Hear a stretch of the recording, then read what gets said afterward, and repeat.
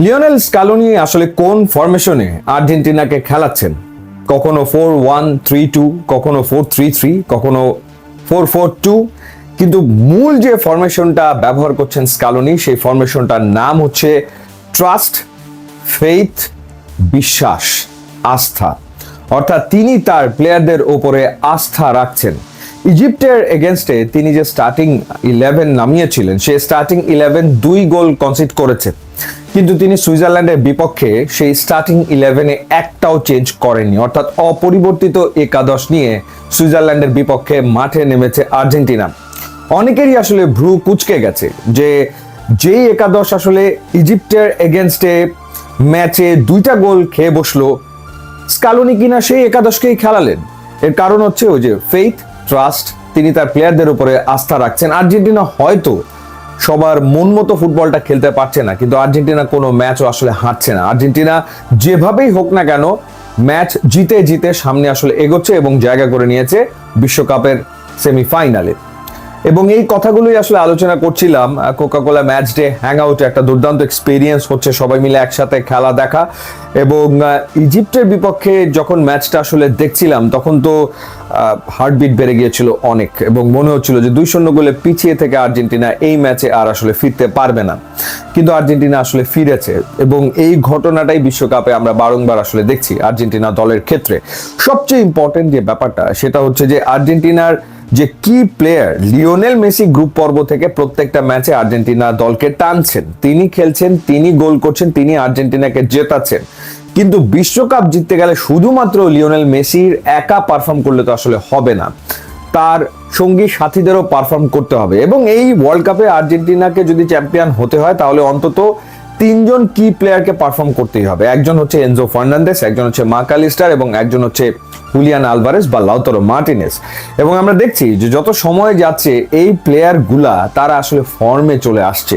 Group পর্বে আপনি দেখেন এনজো ফার্নান্দেসকে সেভাবে খুঁজেই পাওয়া যায় নাই 3 ম্যাচে, ম্যাকঅ্যালিস্টারকে সেভাবে করে খুঁজেই পাওয়া যায়নি, বা লাউতারো মার্টিনেজ, জুলিয়ান আলভারেজ, তাদের পারফরমেন্সও একেবারেই সাদামাটা। কিন্তু সবশেষ যে 2টা নকআউট ম্যাচ, এবং সেই 2টা নকআউট ম্যাচের সবচেয়ে কি মোমেন্টে পারফর্ম করছেন কারা? অর্থাৎ ইজিপ্টের এগেনস্টে যখন আসলে ম্যাচ জিততে হবে, অর্থাৎ উইনিং গোলটা করতে হবে, তখনই আমরা দৃশ্যপটে দেখলাম 2জনকে, লাউতারো মার্টিনেজ এবং এনজো ফার্নান্দেস। এবং এনজোর গোলেই আসলে আর্জেন্টিনার কোয়ার্টার ফাইনাল নিশ্চিত হয়ে যায়। সো একেবারে সময় মতো পারফর্ম করলেন এনজো ফার্নান্দেস। এরপরে আমরা যদি ম্যাকঅ্যালিস্টারের কথা বলি, আমরা দেখলাম সুইজারল্যান্ডের এগেনস্টে ম্যাকঅ্যালিস্টার তিনি দুর্দান্ত খেললেন এবং চমৎকার হেডারে তিনি আসলে গোল করলেন। তার আগের ম্যাচেও ইজিপ্টের এগেনস্টেও আসলে পুরো মাঠ দৌড়ে বেরিয়েছেন। তার ওয়ার্ক রেট আর্জেন্টিনার অন্যান্য প্লেয়ারদের চেয়ে ডেফিনেটলি বেশি, এবং যেহেতু আর্জেন্টিনার ডিফেন্সে ভালনারেবল, ডিফেন্সে তারা প্রবলেম ফেস করছে, এই কারণে ম্যাকঅ্যালিস্টার তিনি আসলে ডিফেন্সে কন্ট্রিবিউট করছেন, তারপরে আসলে অ্যাটাকে যাচ্ছেন। তো ম্যাকঅ্যালিস্টার পারফরমেন্স আমরা দেখলাম।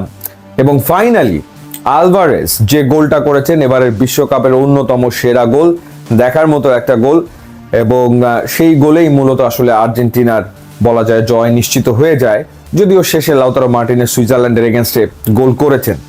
সো আপনি যদি দেখেন যে লাস্ট ম্যাচে মেসি তো আসলে গোল করেননি, অর্থাৎ এখন আর্জেন্টিনার কি প্লেয়াররা পারফর্ম করতে শুরু করেছে বিশ্বকাপের এই স্টেজে এসে। সো ওয়ার্ল্ড কাপে আর্জেন্টিনা টিম বা স্কালোনি একটা ব্যাপার করেছে, সেটা হচ্ছে যে এনার্জি সেভ করে ফুটবলটা খেলো। অর্থাৎ লম্বা ওয়ার্ল্ড কাপ, সেই ক্ষেত্রে এনার্জিটা কিছুটা ধরেও রাখতে হবে। তো সেই ঘটনাটা আসলে গ্রুপ পর্বের ম্যাচগুলোতে আমরা দেখেছি। কিন্তু এখন যখন একেবারে হাই ইন্টেন্সিটি ম্যাচ খেলতে হচ্ছে আর্জেন্টিনাকে, এবং সেটা প্রত্যেকটা ম্যাচেই কাবো ভার্দের এগেনস্টে, ইজিপ্টের এগেনস্টে, সুইজারল্যান্ডের এগেনস্টে, এখন প্লেয়াররা তারা নাও দে আর জাস্ট গিভিং দেয়ার 110%, মানে মোর দ্যান 100% তারা মাঠে দেওয়া শুরু করেছে।